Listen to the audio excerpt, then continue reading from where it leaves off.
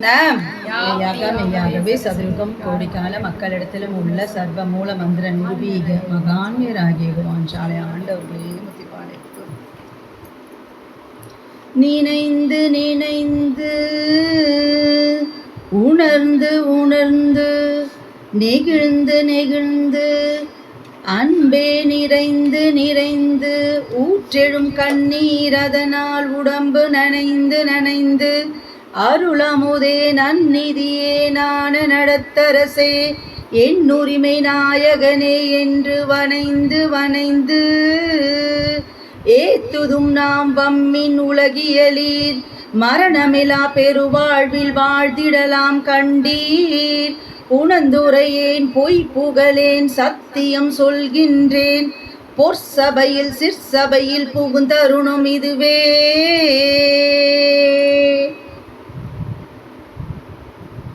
வந்த வேதம் வரைந்த பயத்தினால் சிந்தர் வீணர் கை சிக்கி மேலிந்த நாள் அந்த எழுத்தை அழித்தே எழுதிய அந்த எழுத்தை அழித்தே எழுதிய எந்த நாளும் எந்தன் குரு நந்தியே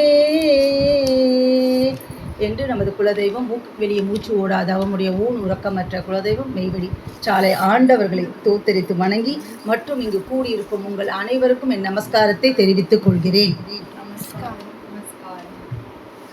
நம்மளோட பெரியப்பா வடலூர் வள்ளல் பிரான் அவர்கள் இயற்றிய நினைந்து நினைந்து இந்த பாடல் தான் போன சபையிலும் நான் பாடியிருந்தேன். அப்போதான் இன்னைக்கு நான் அவங்க கூட பங்கிக்க போகிற தலைப்புக்கான அந்த ஒரு பொறி எனக்கு தட்டுச்சு. அது பாடுறச்ச எனக்கு சிற்சபையில் பொற்சபையில் புகுந்தருணும் இதுவே அப்படின்னு சொல்லியிருந்தாங்க. நான் அதை பற்றி கூட பேசியிருந்தேன் போன சபையில். அப்போ தான் ஏன் நம்ம இதை பற்றி பேசக்கூடாது, சபைங்கிறோம். இது எத்தனாவது சபை? நம்மளோட சபை மாதாந்திர சபை 46வது மாதாந்திர சபை. அப்போது நான் இன்னைக்கு உங்கள் கூட பங்கிக்க போகிற தலைப்பு வந்து தேவ திருச்சபை. நம்மளோட தலைப்பு இன்னைக்கு தேவ திருச்சபை. அப்போது இந்த சபை அப்படின்னா இது 46வது மாதாந்திர சபை நம்மெல்லாம் கூடியிருக்கோம். நம்ம மெய்வழியை பொறுத்த வரைக்கும் இந்த சபை அப்படிங்கிற அந்த வார்த்தை எங்கே துவங்குச்சின்னு அப்படின்னு நான் யோசிச்சு பார்க்குறச்ச தேவ மகாசபை. தேவ மகாசபை, அது பெரிய சபை. அது முதல்ல என்ன, நம்மளோட தெய்வத்தோட திருவரலாறு படிக்கிறச்ச அதில் இருக்கும் தேவர்கள், முனி புங்கர் அவர்கள், ரிஷிமார்கள் எல்லாரும் போயிட்டு தெய்வ மகாசபையில் தெய்வம் வந்து ஆசனத்தில் அமர்ந்திருக்காங்க. அதாவது எங்கள் வீட்டுக்கார் சொன்ன மாதிரி தெய்வத்துக்கெல்லாம் தெய்வம் பரசிவம் அவர். அப்போது இவங்கெல்லாம் போய் வேண்டுதல் வைக்கிறாங்க. இந்த கலியுகத்தில் மக்கள்லாம் வந்து ரொம்ப தனக்கு என்ன நடக்குதுன்னே தெரியாமல் அப்படி இருக்காங்க. தன்னை அறிவில் சாஞ்சி தாந்தோண்டித்தனமாக இப்போ இவங்களை காப்பாற்றுறதுக்கு யாருமே இருக்காது. அதனால வந்து நீங்கள் தான் போய் அவங்கள காப்பாற்றணும். அப்போது தெய்வம் என்ன உத்தரவு பண்ணுறாங்கன்னா, நீங்களே யாருன்னா ஒருத்தர் போங்க அப்படிங்கிறாங்க. அப்போது பாப்பா அந்த பூலோகத்துக்கு நாங்கள் போகவே மாட்டோம். அங்கே வந்து எல்லாரும் சொல்கிறாங்க அவங்களுக்கு நேர்ந்த கொடுமைகள்லாம். இப்போது முருகர் வந்தார், கல்லாலே அடித்து மலைக்கு துரத்திட்டாங்க. அப்புறம் பொந்துக்குள்ளே இருக்க வச்சாங்க. இது மாதிரிலாம் நிறைய நாங்கள் அனுபவப்பட்டுட்டோங்க. வள்ளலார் வந்தார், கடையை விருத்தும் கொள்வார் இல்லைன்னு சொல்கிறாங்க. நான் வந்து உங்கள் உடம்பை தங்கமாக்கிக்குங்கடான்னு சொன்னால் இவன் வந்து பித்தளை பாத்திரத்தை கொண்டு முன்னாடி வச்சு இதை தங்கமாக்கி கொடுங்கன்னு சொல்கிறாங்க. அவங்க மனசு முழுக்கவே வந்து அந்த அறிவுங்கிறதே வந்து மறைக்கப்பட்டு இந்த மாயையில் சிக்குண்டு அவங்க முழுக்க முழுக்க இந்த உலகத்தேட்டிலே இருக்காங்க. எங்களால் அதெல்லாம் முடியாது, நாங்கள் அந்த பூலோகத்துக்கு போக தயாராக இல்லை அப்படின்னு ரொம்ப ரொம்ப அப்படியே பட்ட வருத்தமாக நம்மளாம் வந்து இப்போ கிளாஸ் டீச்சர் எதனா ஒரு வேலை சொன்னால் செய்வோம்ல அப்படின்னா, ஆனால் அவங்க அனுபவித்த அந்த வேதனையால் முடியவே முடியாதுன்னு மறுத்துடுறாங்க. அப்போ தான் வந்து தெய்வம் அந்த பரசிவம் என்ன சொல்கிறாங்கன்னா, சரி நான் வந்து என் குழந்தைகள் அவங்க வந்து வீணாக போயிடக்கூடாது, அதனால் நான் போகிறேன். ஆனால் நான் வந்து அங்கே போனேன் அப்படின்னு சொன்னால் நான் ஒரு தூள உடல் எடுத்து தான் போகணும். தூள உடல் ஒரு தாய் வயிற்றில் பிறந்து போகணும் அப்படின்னு சொன்னால் நானும் அந்த மாயையில் சிக்கிடுவேன். அப்போ அங்கே எனக்கு வந்து நினைவூட்டணும். நான் அந்த மாயையிலே இருக்கிறச்ச எனக்கு நினைவூட்டுறதுக்கு எனக்கு தூளத்தில் ஒரு குரு யார் வரப்போகிறது, உங்களை நீங்கள் யாருன்னா வரணும் அப்படின்னு சொன்னால் எல்லாரும் எங்களை விட்டுருங்க, அந்த பூலோகத்து கதையை மட்டும் எங்ககிட்ட பேசாதீங்க, எங்களுக்கு அதுக்கும் சம்மந்தமே இல்லைன்னு சொல்லி எல்லாம் நழுவ ஆரம்பிக்கிறாங்க. அப்போது ஒரு வயசானவர் வராரு. அவர் தான் வந்து நம்ம காக்க புசுண்ட பிரான்னு சொல்லி அதில் குறிப்பிடுறாங்க. காக்க புசுண்ட பிரான் வயதானவர் வந்து அந்த குரு சொல்கிறாரு, சரி நீங்கள் போங்க, நான் வந்து உங்களை வந்து உங்களுக்கு அந்த தூளத்தில் குருவாக வந்து உங்களுக்கு ஞாபகம் ஊட்டுறேன் அப்படின்னு சொல்கிறாங்க. அப்போது தெய்வம் என்ன சொல்கிறாங்கன்னா, மற்ற அந்த ரிஷி முனிவர்கள் பாரவான்களை எல்லாம் பார்த்து, நீங்களும் போய் வேறு ஜாதி மதம் எல்லா இடத்துலையும் நீங்கள் பிறந்து இருங்க, நான் வந்து உங்களை வந்து அங்கே வந்ததும் நான் வந்து உங்களெல்லாம் அழைச்சிக்கிறேன் அப்படின்னு சொல்லி. இதுதான் வந்து அந்த தேவ மகா, நம்மளுக்கு ஆரம்பம், மெய்வழியின் ஆரம்பம் அங்கே தான். அந்த சபைங்கிறது தேவ மகா சபை கூடினதுனால தான் இதெல்லாம் நடந்தது. இல்லைன்னா இவங்க போய் கெஞ்சவும் போகிறதில்ல, நம்ம தெய்வம் வந்து இருக்க மாட்டாங்க. அப்போ இவங்க போய் இந்த விஷயத்தை என்னன்னு சொன்னதுனால தான் தெய்வம் பரமனே உருவெடுத்து வந்தாங்க. எதுக்காக வந்தாங்க? பரமனே உருவெடுத்து பாரிடை குருவாய் வந்த இந்த அடிமைக்காய் இறங்கி வந்த நம்ம பாடுறோம் இல்லைங்களா, அது மாதிரி நமக்காக அவங்களுக்கு என்ன தலையெழுத்து வரணும்னு, அவங்க ராஜபோகத்தை நல்லாவே இருக்காங்க அவங்க. ஆனால் தன் குழந்தைகள் வீணாக போயிடக்கூடாதே, யமன் கிட்ட மாட்டிடக்கூடாதேங்கிறதுக்காக அந்த தேவ மகாசபை. அப்போ முதல் சபை எங்கே ஆரம்பிக்குது? இந்த தேவ மகாசபை அப்படிங்கிற ஒரு விஷயம் எனக்கு புலப்பட்டது. அப்போது அடுத்தது நம்ம யோசிக்கிறச்ச, நான் இப்போ அந்த பாடலில் பாடின மாதிரி தான் சபை அப்படின்னது என்ன ஞாபகம் வரும் எல்லாருக்கும் அப்படின்னா, பொற்சபை சிற்சபை நிறைய. சிதம்பரம் அப்படின்னாவே அதுதான். முதல்ல வந்து சிதம்பர ரகசியத்தை பற்றி பேசுவோம். போன ஞாயிற்றுக்கிழமை இந்த நேரத்தில் நான் சிதம்பரத்தில் இருந்த ஒரு கான்ஃபரன்ஸ்க்காக இருந்தேன். ஆனால் நான் கோவிலுக்குள்ள நேரம் பிஸியாக இருந்ததுனால. ஆனால் அதுக்கப்புறம் வந்து இந்த பொற்சபை சிற்சபையெல்லாம் பேசுகிறாங்க. அப்போ இந்த பாடலையும் வருது, பொற்சபை சிற்சபை புகுந்தருணும் இதுவே அப்படிங்கிறாங்க. நான் போன மாத சபையில் கூட சொல்லியிருந்தேன். அப்போது இந்த பொற்சபை சிற்சபை, இப்போ அதாவது லௌகீகத்தில் இருக்கிற இந்த புறத்தில் இருக்கிற விஷயம் எல்லாம் அகமியத்தில் இருக்குது. அதுக்காக தான் புறத்தில் எடுத்து வச்சு காமிச்சிருக்காங்க. இப்போ காமிச்சிட்டு இது மாதிரி ஒன்று இருக்குது, நீ அதை வந்து இப்போ குழந்தைங்களுக்குலாம் ப்ரீகேஜியில் வந்து ஒரு ஆப்பிள் மெழுகால ஆன காமிச்சு ஆப்பிள் அப்படின்னு சொல்லுவாங்க.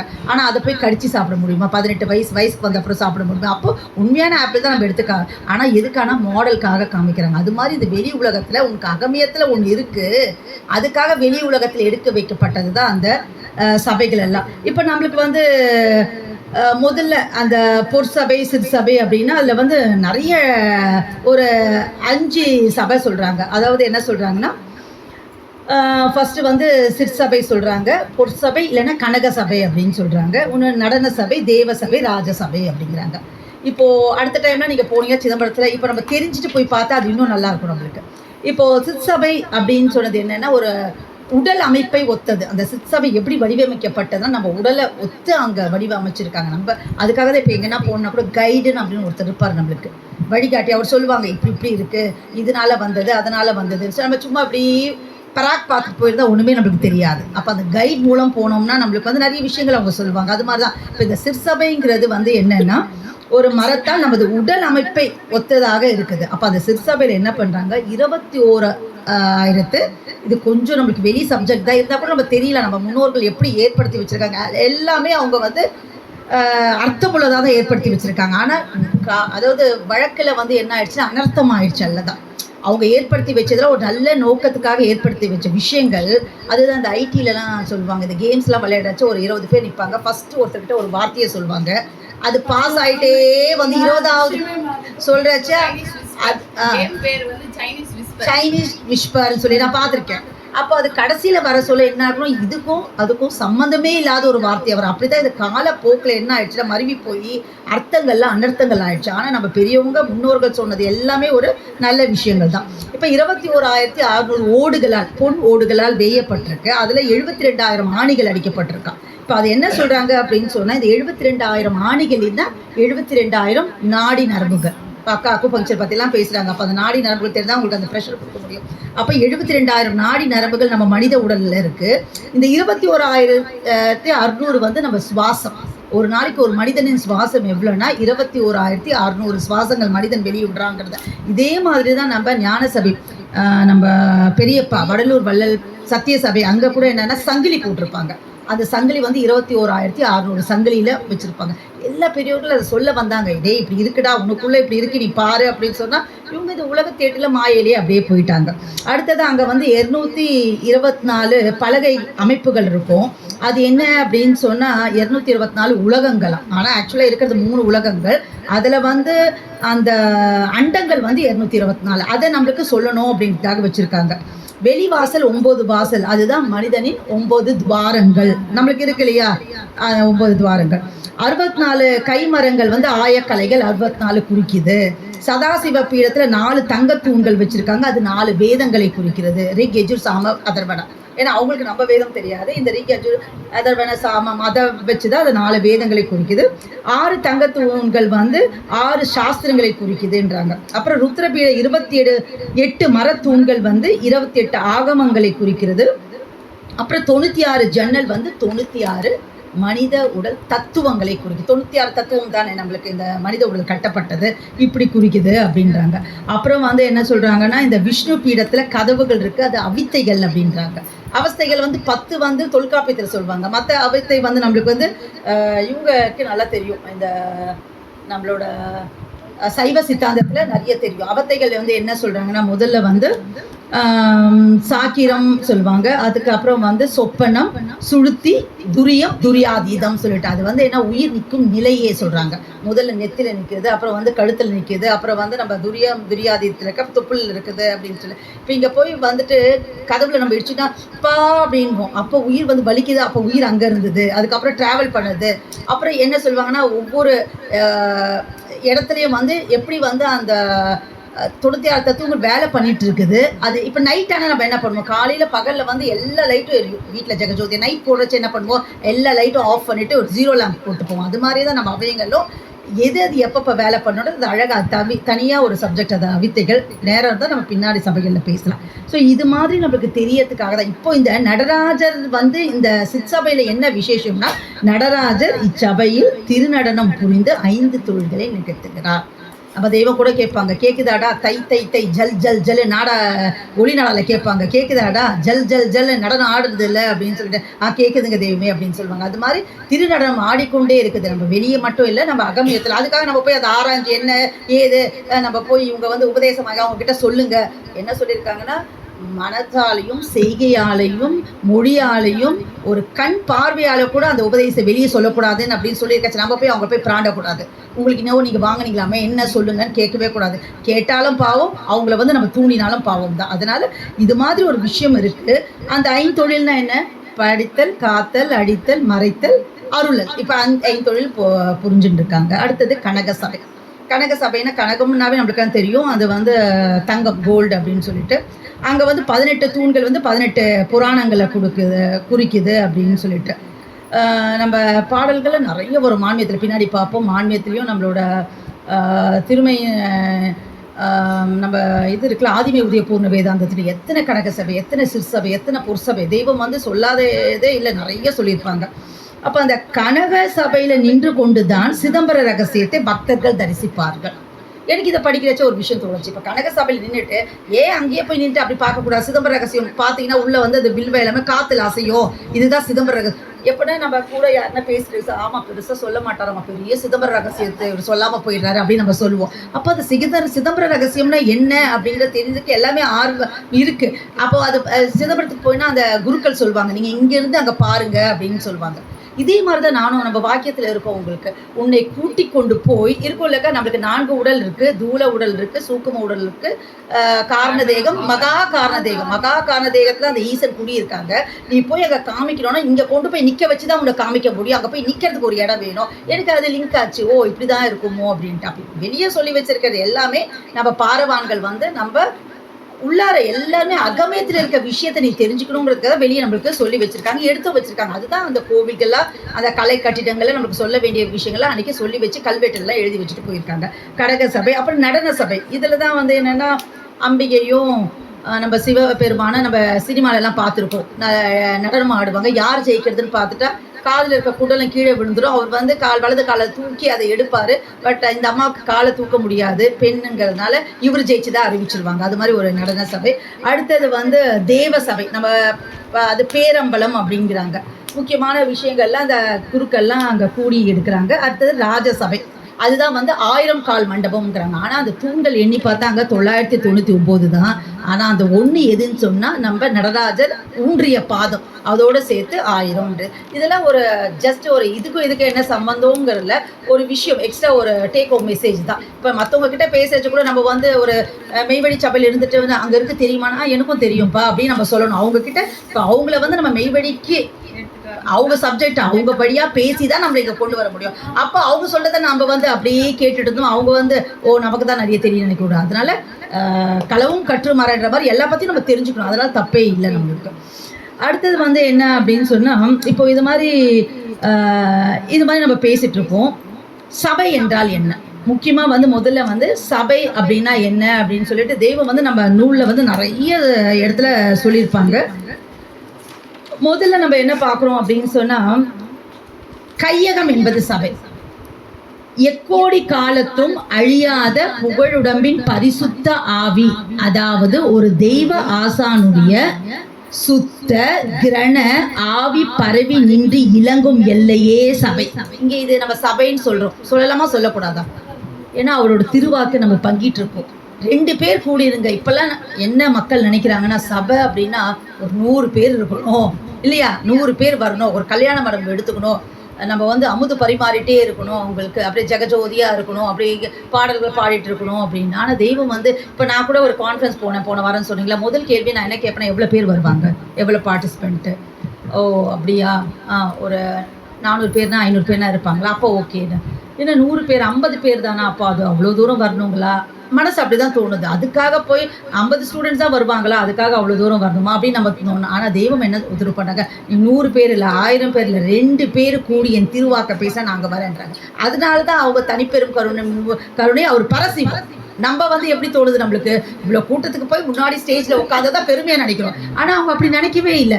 ஒரு ஜீவன் கிடைச்சா கூட போதும். அதனால தான் அவங்க பரசைவம், அவங்க தெய்வம். நம்ம மனுஷங்களா இருக்கிறோம். அங்கே நான் யோசிச்சு பார்த்தேன் இந்த விஷயத்த. 2 பேர் கூடி பேசினா வரேங்கிறாங்களே தெய்வம். நம்ம என்ன நினைக்கிறோம், மேட்டிமை என்ன பாருங்களேன், 500 ஸ்டூடெண்ட்ஸ்னால் தேத்துருவீங்களா அப்படின்னு கேட்குறேன் நான். கான்ஃபரன்ஸ்னால் 500 ஸ்டூடெண்ட்ஸ் தான் வருவாங்களான்னு கேட்குறோம்.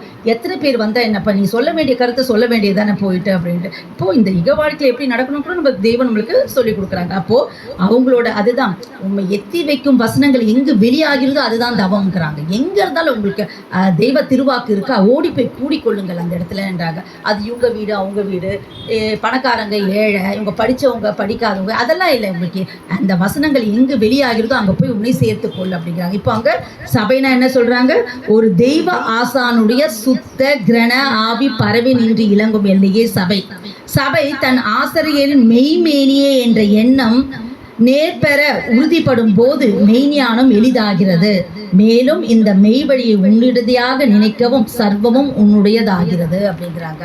முதல்ல வந்து நம்ம என்ன நினைக்கிறோம் அப்படின்னு சொன்னால், இந்த மெய் வழினா ஏதோ சொன்னாங்கப்போ போய் பார்க்குறோம் எட்டி பார்க்குறோம் அப்படிலாம் இல்லை. உன்னுடையது நீ நினை. இது நமது குலதெய்வம் சொல்லவார். இப்போ நான் வந்து எனது குலதெய்வம் நான் சொல்லவே மாட்டேன். நான் சொல்லது நமது குலதெய்வம் தான். எப்போ நீங்கள் சபைக்குன்னு வரவே அது நமது குலதெய்வம் ஆயிடுச்சு, நீங்கள் வந்துடணும். அதுதான் வந்து ஒரு தலையாய கடமைன்ட்டு. இப்போ சபைன்றது நிறைய விஷயங்கள் சொல்லியிருக்காங்க. முதல்ல அந்த சபையெல்லாம் என்னன்னு நம்ம பார்த்துட்டோம்னா, அடுத்ததான் நம்ம சபைக்கு ஏன் போகணும் அது மாதிரி விஷயங்கள்லாம் நம்ம பார்க்கலாம். இப்போது என் கேசாதிபாதம் விளங்கும் அணுக்களே சபைன்றாங்க. அதுதான் ஒரு ஆசிரியர் மெய்மேனியே சபைன்னு சொல்லிட்டாங்க. கேசாதி பாதம் வரை இருக்கிற ஒவ்வொரு அணுவும் வந்து எம் தேகம், உன் சகோதரன் வந்து எம் அவயங்கள், அதில் எந்த அணுக்கோடி சேதிக்க பெற்றாலும் உன்னையே சேதித்து கொண்டவனாவாய். உன் பற்று உன் திரு சகோதரர்களிடமே இருக்க வேண்டும். உன் 6 உயிர் சகோதரர்பால் நீ அன்பு செலுத்து, அப்போது எம் அன்பு உன்னிடம் பாயும். அப்படி பெற்று ஆண் பிள்ளைகளாக ஆகுங்கள், அல்லாமல் வீண் பிள்ளை பட்டம் பெற்று விடாதீர்கள் அப்படின்னு சொல்றாங்க. ரொம்ப வந்து இந்த சகோதரத்தை வந்து அடிக்கடிக்கு நமக்கு தெய்வம் முதல் மந்திரமாவே நம்மளுக்கு எடுத்து வச்சது என்ன அப்படின்னு சொன்னா, தெய்வம் வந்து நம்மளுக்கு வந்து பிறர் குற்றம் பார்க்கக்கூடாது, பிறர் குற்றம் பார்த்தா தன் புகழோடு தெரியாதவன் அப்படிங்கிறாங்க.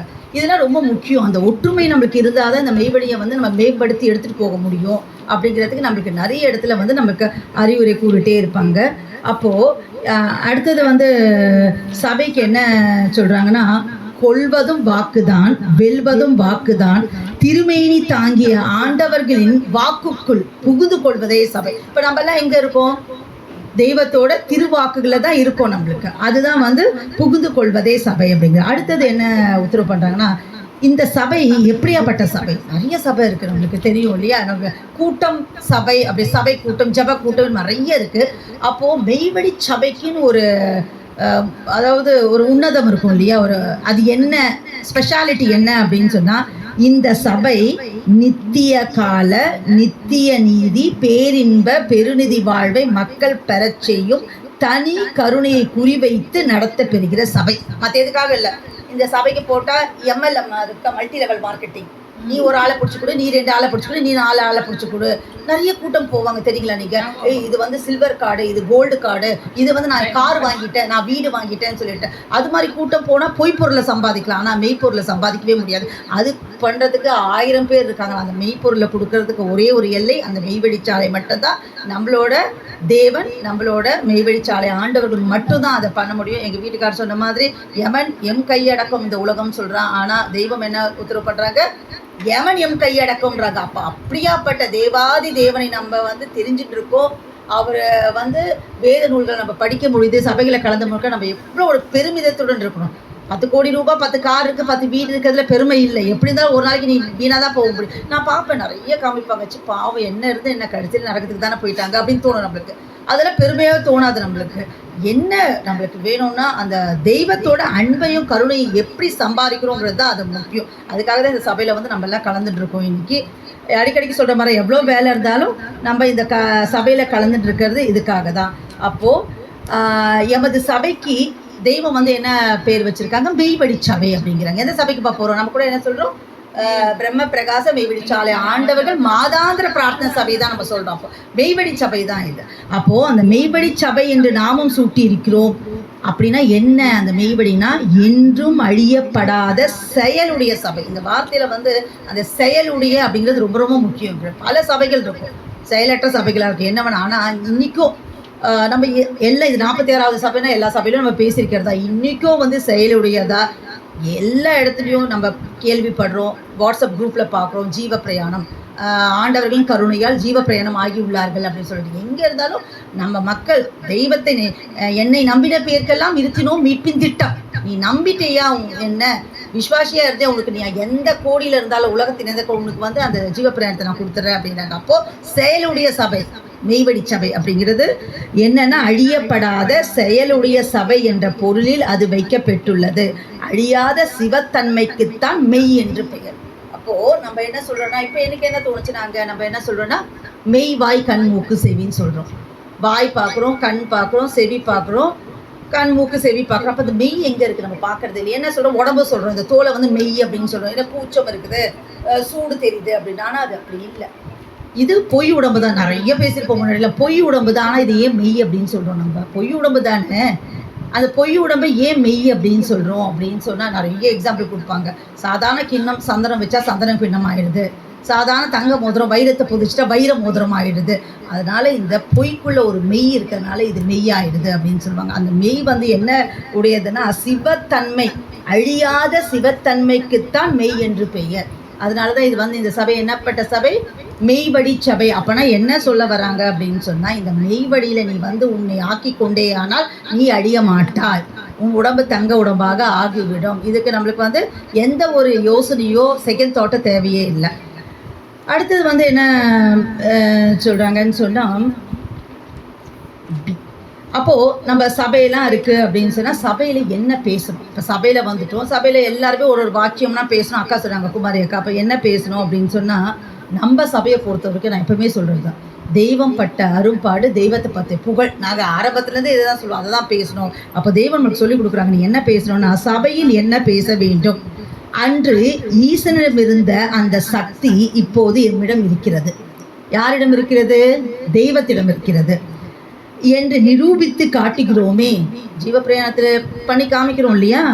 அப்போது நாம் யார் என்பதை பற்றி நீங்கள் இப்படித்தான் பேச வேண்டும். சபையில் போனோன்னா நம்ம வந்து நான் போனேன், இப்போ நான் இது இருந்தால் நான் இவ்வளோ சம்பாதிச்சேன், 4 கார் வச்சுட்டு போன வருஷம் 1 கோடி கொடுத்து ஒரு வீடு வாங்கினேன், இப்போ வந்து ஃபார்ச்சுனர் கார் வாங்கிக்கிறேன், இது பேசுறதுக்காக சபைக்கு நம்ம வர்றதில்லை. சபைக்கு எதுக்குன்னா நம் ஐயனை பற்றி, அவரோட புகழை பற்றி பேச வேண்டும், அவரோட பெருமைகளை பற்றி பேச வேண்டும். இப்படி தான் நீ சபையில் எடுத்து பேச வேண்டும் அப்படின்னு சொல்லிட்டு நம்மளுக்கு சொல்கிறாங்க தெய்வம். அடுத்ததாக வந்துட்டு, அதாவது யமன் என்ற பேரிடி அது வந்து மோதுகிற அந்த நேரத்தில் ஏற்படுகின்ற மரண அச்சத்தை நீக்க உன்னிடத்தில் ஒரு ஆயுதம் வேண்டும் இல்லையா? அதாவது எவருதையும் வந்து ஒரே தலையாணில் படுத்துட்டு இருக்க கணவன் மனைவி தான், உயிருக்கு உயிராக பார்த்துக்கிற பசங்க தான், எல்லாமே இருந்த அண்ணன் தம்பி சொந்தம் எல்லாமே இருந்தது. யமன் வரான், உயிரை என் உயிரான்னு கேட்டால் என்ன சொல்லுவாங்க? நீ போயிட்டு வாப்பா அப்படின்வாங்க. கொடுப்பாங்களா? இல்லை இல்லை, என் புருஷன் உயிரை நீங்கள் விட்டுருங்க, என்ன எடுத்துகிட்டு போங்க. இன்னைக்கு வரைக்கும் சொல்கிறதுக்கு யாருன்னா இருக்காங்களா? இல்லவே இல்லை தான். அப்போ வந்துட்டா அது தனியாக வந்துடும்ல. அது அந்த யம பயம் வருது. பாசம் இல்லாமல் இல்லை, புருஷன் மேலே பொண்டாட்டிக்கு பாசம் இல்லாமல். ஆனால் யம பயத்தினால என்ன சொல்லுவாங்கன்னா, அவரே கூப்பிட்டு போங்க, நான் இருந்தால் புள்ளக்குட்டியை பார்த்துப்பா, அவர் இருந்தால் என்ன பண்ண போகிறார், அவருக்கு ஒரு டீ கூட வைக்க தெரியாது அப்படின்னு சொல்லிடுவோம். சொல்லுவோம் சொல்ல மாட்டோமா? சொல்லுவோம். அதனால மரண அச்சத்தை நீக்க உன்னிடத்தில் ஒரு ஆயுதம் வேண்டுமே, அதை நீ தேடி வைத்துள்ளாயா? இல்லை. அந்த ஆயுதத்தை உன் கையில் தந்து அந்த மரண ஆபத்திலிருந்து நீக்குகின்ற இடமே இந்த காட்டில் உள்ள எம்முடைய சபை, அந்த மெய்வழி சபை. அப்போ அங்கே போனாதான் தெய்வம் வந்து என்ன சொல்கிறாங்க, நம்மளுக்கு சொல்லி கொடுக்குறாங்க. எப்படி என்ன இருக்கிறாங்க ஆயுதம்? யம படர் அடிப்படு கோடாயுத பூ அப்படிங்கிற ஒரு ஆயுதம், திருமெய்ஞான குரல் அப்படின்னு சொல்லிட்டு ஒரு ஆயுதம், ஆதிமை உதய பூர்ண வேதாந்தம், ஆண்டவர்கள் மாண்பியம் அப்படின்னு சொல்லிட்டு ஒரு 4 வேதத்தை நம்மளுக்கு இறக்கி கொடுக்குறாங்க. அதை நம்ம தினமொரு நேரம் இந்த திருமொழி அதனை கேட்டால் பனிவெல்லம் போலே பாவம் பறந்திடும் நிஜமே சொன்னோம்ன்றாங்க. 24 மணி நேரத்தில் உன் சொந்த வேலைக்கு 23 மணி நேரத்தில் கூட நீ செலவிட்டுக்கும். 23 மணி நேரம் கூட அந்த அரை மணி நேரம் நீ தினமொரு நேரம் இந்த திருமொழி அதனை நீ கேளு, அது போதும் அப்படிங்கிறாங்க. நீ கேளு, என்னை பற்றி பேசி, இல்லை மற்றவங்க என்னை பற்றி பேசுறதை நீ கேட்டால் உனக்கு நான் அந்த யமன்கிட்ட உன்னை காப்பாற்றுறேன் அப்படிங்கிறாங்க. அப்போ எவர் உதவியும் எட்ட முடியாத அந்த யமன் பதி எல்லையில் யமனின் கையை விரட்டி நம்மை அந்த முத்தி வாழ்வுக்கு ஏற்றிவிட ஒரு துணியை நம்ம தேடிக்க வேண்டாமா அப்படின்னு நம்ம கேட்குறாங்க. நம்மளா தேடிட்டோமா இல்லையா? நம்ம தேடி வச்சுட்டு இருக்கோம். அடுத்தது கையகம் என்பது சபை. அடுத்தது எக்கோடி காலத்தும் அழியாத புகழெழும்பில் பரிசுத்த ஆவி, அதாவது ஒரு தெய்வ ஆசானுடைய சுத்தகிரண ஆவி பரவி நின்று இலங்கும் சபை. இது நம்ம ஏற்கனவே பார்த்தது தான். இப்போ அடுத்தது இப்போ சபையில் எத்தனை டைப்ஸ் ஆஃப் சபை இருக்குது? உங்களுக்கு என்னென்ன சபை தெரியும்? மெய்வழி சபையில என்னென்ன சபை தெரியும்? மெய்வழி சபை தெரியும் உங்களுக்கு. அதில் என்னென்ன சபை இருக்குது அப்படின்னு சொன்னால் தெய்வம் உத்தரவு பண்ணுறாங்க. ஒரு நிகழ்ச்சியில், அதாவது ஒரு நிகழ்வில் உள் சபை வெள் சபைன்னு 2 இருக்குது. ஒருத்தர் வராரு, அவர் மெய்வழியில் இருக்கார். ஆனால் அவங்க குடும்பத்தில் யாரும் மெய்வழி இல்லை. ஆனால் அவங்க அக்கா இவர் மெய்வழியில் இருக்கிறதுக்கு ரொம்ப ஆதரவு தெரிவிக்கிறாங்க. அந்த குடும்பத்திலேருந்து அவங்க அடக்கமாயிடுறாங்க. அவங்களுக்கு எல்லா அடையாளங்களும் இருக்குது. இவர் ஊருக்கு போகிறாரு. அப்போ அவங்க சொல்கிறாங்க, உங்கள் அக்காவுக்கு வேர்த்துச்சு, கையெல்லாம் அப்படியே துவண்டுச்சு. நம்ம தெய்வத்துக்கிட்ட சொல்கிறாங்க, இந்த மாதிரி இருந்துச்சுங்களா தெய்வமா அப்படின்ட்டு. அவள் என்கிட்ட சேர்ந்துட்டாடா அப்படின்னு சொல்லி, தெய்வமே உங்களை பார்த்ததே இல்லைங்க தெய்வமே, ஷாலைக்கு வந்ததே இல்லைங்க தெய்வமே. ஏண்டா 2 சபை இருக்குது, உள் சபை வெளி சபை. நீ வெளி சபையில் மெம்பர், ஆனால் அவன் உள் சபையில் மெம்பர்றான்ட்டாங்க. அப்போ எந்த சபையில் முக்கியம்? மெம்பர் ஆகிறது முக்கியம். நம்ம யோசிச்சு பார்க்கணும். அதாவது வெளி சபையில் ரெக்கமெண்டேஷனில் ஆயிடலாம், ஆள் தெரிஞ்சிருந்தா ஆயிடலாம், எப்படியோ ஆயிடலாம். ஆனால் அந்த ஏடில் கரையான் கரைஞ்சிடும். சபை என்பது என் நினைவா ஏடான்னு கேட்குறாங்க. அந்த ஏடை கரையான் கரைச்சிடுமேடா, நினைவில் இருந்து நினைவில் இருந்தால் கரையாது இல்லை அப்படின்னா. இப்போல்லாம் கொஞ்சம் மாடர்ன் டெக்னாலஜி நான் கம்ப்யூட்டர் சிஸ்டமில் ஏற்றிடுறோம். உங்கள் நம்பர் போட்டாவே உங்கள் பேர் அட்ரஸ் எல்லாம் வந்துடும் அப்படின்றாங்க. கரெக்ட் ஆகிடுச்சுன்னா என்ன பண்ணுவீங்க? கரெக்ட் ஆகிடும்ல. அப்படி வாய்ப்பு இருக்குல்ல, நல்ல விஷயம். நம்ம அதை தப்பாக சொல்ல வரேன். என்னென்னா அதெல்லாம் ஆகிறதுக்கான சான்சஸ் அது இருக்குது. ஆனால் அந்த உள் சபையில் நம்மலாம் பாடுபடுறது எதுக்கு பாடுபடணும் அப்படின்னா, அந்த உள் சபையில் மெம்பர் ஆகணும். அந்த உள் சபையில் மெம்பர் ஆகணும்னா நம்ம என்ன பண்ணணும்னா, புரளாதவர்களாக நாம் இருக்க வேண்டும். தெய்வத்தோட சொல்ல அப்படியே நம்ம பின்பற்றணும். அப்படி பண்ணோம் அப்படின்னு சொன்னால் தெய்வத்தோட அன்பை இறக்கியும் பெற்று நம்ம அந்த உள் சபையில் மெம்பர் ஆகிட்டோம்னா ஒரே டார்கெட் சொர்க்கபதி வாழ்வு தான். நம்ம அதுக்காக தான் பாடுபடணும். அடுத்தது சபையில் கலந்து கொள்வதால் ஏற்படும் பயன். சபையிலலாம் நம்ம கலந்துக்கிறோம். இதனால நம்மளுக்கு என்ன பயன் வருதுன்னு நினைக்கிறீங்க? சபையில் நம்ம இப்போ நீங்கள் வந்ததுனால இன்றைக்கி ஞாயிற்றுக்கிழமை நீங்கள் வீட்டிலே இருந்திருக்கலாம். இவ்வளோ கஷ்டப்பட்டு இந்த வெயிலில் தேடி கண்டுபிடிச்செல்லாம் இங்கே சபையில் கலந்துக்கிறதுனால நமக்குலாம் என்ன பயன் இருக்குது? யாராச்சும் என்ன தெய்வத்தோட தவம் கிடைக்குது. அடுத்தது அன்பு இரக்கம் கிடைக்கும். முக்கியமா அது எல்லாம் என்ன நடக்குது இந்த இடத்துல? நம்ம வந்து சபையில கலந்து நமக்கு என்ன நடக்குது? இந்த தூள உடம்புல என்ன மாற்றங்கள் ஏற்படுது? நமக்கு என்ன மாற்றங்கள் ஏற்படுதுக்கா? இல்ல ரொம்ப சாதாரண விஷயம் தான். மூச்சு அடங்குது இல்லையா? சாதாரணமாக வருது, மற்ற எது பண்ணியிருந்தாலும் மூச்சு புசு புசுன்னு போயிட்டு இருக்கும். ஆனால் இப்போ இங்கே என்ன நடக்குது? ஒருமுகப்படுது. மூச்சு ஒருமுகப்பட்டு நம்மளுக்கு அதுக்கு தானே தெய்வம் எல்லாமே வந்து இன்பில்ட்டாக ஆக்கி வச்சிருக்குது. பாடல்கள், மான்மீகம் எல்லாமே ஏன் ஓத சொல்கிறாங்க? அதெல்லாம் எல்லாமே வந்து மூச்சு தானே நம்மளோட ஆயில நிர்ணயிக்குது. அந்த தகப்பன் ஆயில் நிர்ணயிக்கிறது அது வேற விஷயம். தெய்வம் ஏன் இதெல்லாம் எடுத்து வச்சிருக்காங்கன்னு சொன்னா அந்த ஆயில் அதுதான் அடிக்கடிக்கு சொல்லுவாங்க இல்லையா? உங்க கணக்குக்கு இவ்வளவு வயசை கொடுத்துட்டாங்க, 10 மூட்டை அரிசி உங்ககிட்ட கொடுத்துட்டாங்க, நீங்க ஒரே மாசத்துலயே அது காலி பண்ணலாம், 1 வருஷத்துக்கு வச்சுக்கலாம். நம்ம கையில தான் இருக்காது. இப்ப நம்ம எப்படி வச்சுக்க போறோம்? நீங்க கொஞ்சம் புத்திசாலியா இருந்தா நாங்க ஒரு நாள் சாப்பிடுவேன், ஒரு நாள் சாப்பிட மாட்டேன் அப்படின்னு சொல்லிட்டு 10 வருஷத்துக்கும் வச்சுக்கலாம் அது அப்படின்னு சொல்லிட்டு. அப்போ அதுக்கு எவ்வளோ பாடு இருக்கு. ஆனா இந்த சபையில வந்து நம்ம ஐயனை பத்தி பேசுறச்ச, நம்ம அவங்கள நினைக்கிறச்ச, அவங்க திருவாக்குல கேட்கிறச்ச தானா அது வந்து நம்மளுக்கு உட்சுழற்சியில போயிடுது. அது வந்து கண்ட்ரோல் பண்ணுது. அது ஒரு முக்கியமான. அப்புறம் நினைவு வந்து ஒருமுகப்படுது. அது எவ்வளோ ஒரு கஷ்டம். நீங்கள் என்னதான் தியானம் பண்ணுறேன்னு சொல்லி போய் நின்று கண்ணை மூடினாலும் அப்போ தான் பாஸ்போர்ட் விசா இல்லாமல் அது எங்கெங்கேயோ போய் சுற்றிட்டு இருக்காது. பண்ண முடியுமா? ஒரு நிமிஷம் வைக்க முடியுமா? உங்களை நினைவை வந்து கொண்டு போய் வைக்க முடியுமா? 1 மணி நேரம், ஒரு துளி நேரம் நம்ம கண்ணிமைக்கும் நேரம்னா அப்படி வைக்கவே முடியாது. நம்மளுக்கு நினைவை வந்து அந்த நினைவு வந்து இப்போ நீங்கள் வந்து அவங்க என்ன சொல்கிறாங்கன்னு கேட்டுட்டு இருக்கீங்க, நீங்கள் வந்து கேட்டுட்டு இருக்கீங்க. இப்போ நான் என்ன சொல்லணும்னு நினச்சிட்டு இருக்கேன், அவ்வளோதான். அப்போ வந்து நம்ம வந்து எல்லாமே வந்து அதை சுற்றி ஒருமுகப்படையுது. அதுதான் வந்து நம்மளுக்கு வரதுனால பையன். அப்புறம் கூடி சங்கம் தேட தேட போதறந்திடும் அப்படிங்கிறாங்க. இப்போ நான் பேசுகிறச்சு ஏதானா ஒரு சில விஷயங்கள் நான் விட்டுட்டு இருந்தாலும், இல்லைக்கா நான் அப்படி கேள்விப்பட்டேன், அது இங்கே எப்படி அக்கா கூட ஒரு தடவை எனக்கு கேட்டாங்க, 2 குதிரையில் சவாரி செய்தால் கப்பு கிழிஞ்சு விடும். நான் சொல்லிட்டு நான் என்ன சொல்கிறேன், அதாவது இந்த மேம்படிச்சாலை ஆண்டவர்களையும் நம்ம வணங்கிட்டு வெளி கடவுள்களையும் போகிறதெல்லாம் கூடாது அப்படின்னு சொன்ன அக்கா. அதுக்காக சொல்லியிருக்காங்க தெய்வம் உலகம் தேவன் என்ற இரு குதிரையில் சவாரி செய்தல் அப்படி தானே சொல்லியிருப்பாங்க அக்கா அப்படின்னு சொன்னோம். ஸோ இது மாதிரி நம்ம பேச முடியுது. ஒரே கருத்து தான் நாங்கள் 2 பேர் சொன்னது. உலக வாழ்க்கை தேவன் அப்படின்ற 2 குதிரையில் சவாரி செய்தால் கப்பு கிழிஞ்சு விடணும் அப்படின்னு சொல்கிறாங்க.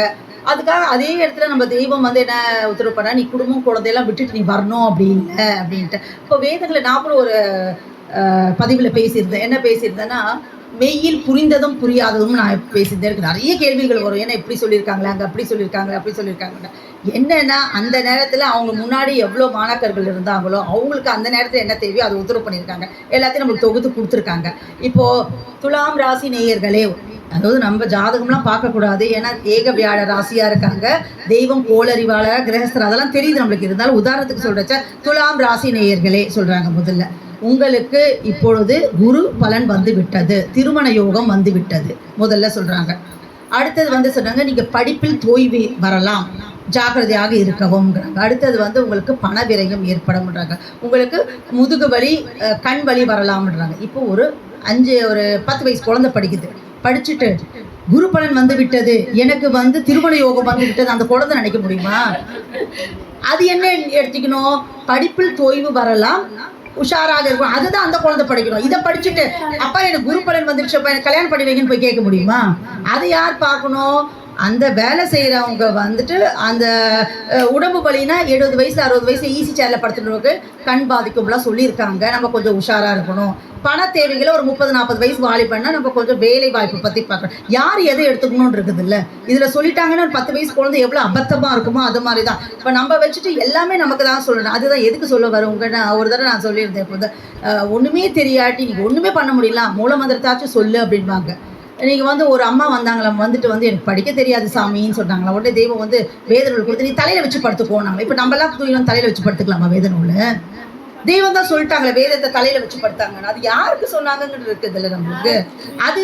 அதுக்கு தான் நம்மளுக்கு அறிவு கொடுத்துருக்காங்க. அந்த அறிவை வச்சு நம்ம யோசிக்கணும். தெய்வம் சொல்லிட்டாங்கப்பா தலையில் வச்சு படுத்துக்க சொல்லிட்டாங்கப்பான்னு சொன்னால் அது வந்து நம்ம தவறான செயல். அது யாருக்கு எதை எடுத்துக்கணுமோ அதுதான் நம்ம எடுத்துக்கணும். இதெல்லாம் நம்ம எங்கே பேச முடியுது? சபையில் தான் நம்ம பேச முடியுது இல்லையா? அடுத்தது சபையில் என்ன பேச வேண்டும், சபையில் கலந்து கொள்வதால் வரும் நன்மைகள் நம்ம பார்த்துட்டோம்.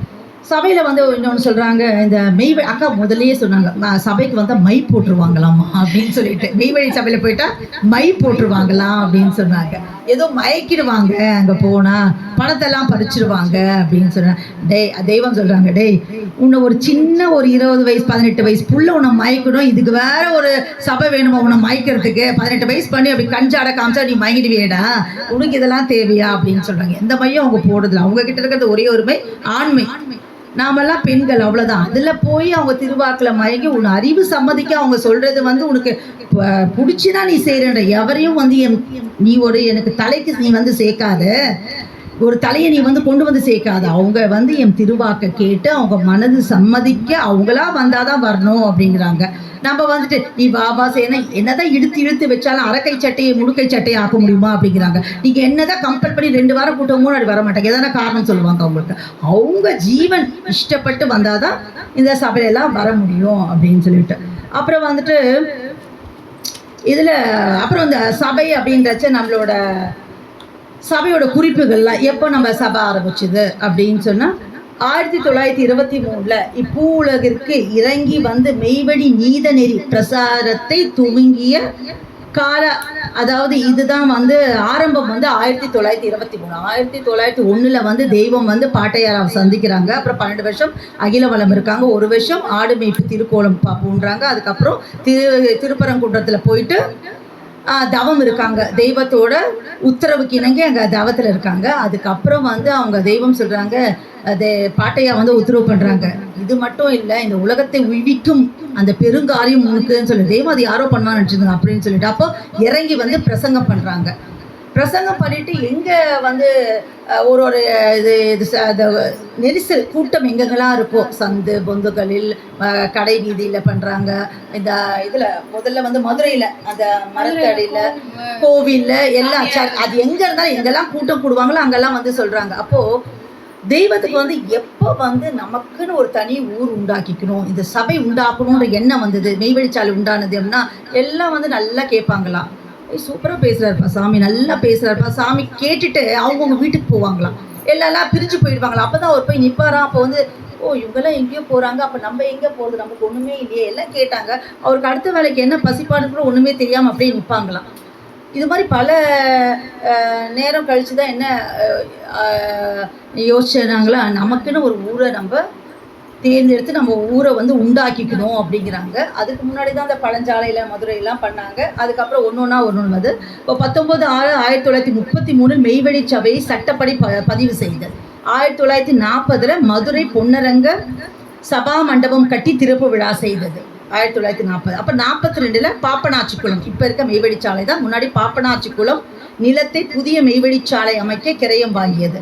1944 உரிய மாற்றங்களுடன் மெய்வழி சபை புதுக்கோட்டையில் பதிவு செய்த. திரும்ப வந்து ஃபர்ஸ்ட் ஒன்று ஆரம்பித்தாங்க. அது அப்புறம் 1966, அதாவது 2/6 ஜூன் மாதம் 2ஆம் தேதி 1966 மரளி கைத்தீண்டா சாலை ஆண்டவர்கள் மெய் மதம் ஸ்தாபித்தருளியது.